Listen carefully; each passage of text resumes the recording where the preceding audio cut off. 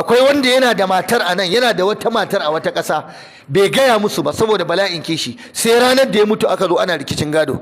Wacce ta wacce ƙasan da ta ji ya mutu maza ta bugo jirgi ta ce ni ma matarsa ne. Aka ce a ina kuma?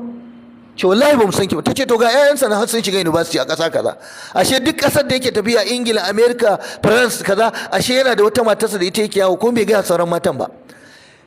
Ya rungumi duniya ya ɗauka ba zai mutu ba, yanzu sai Allah ya kashe shi.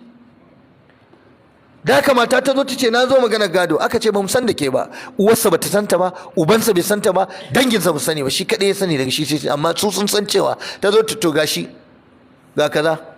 Aka yi ta rikici, da yake yana da hali aka ce to mu ba mu san da ke ba.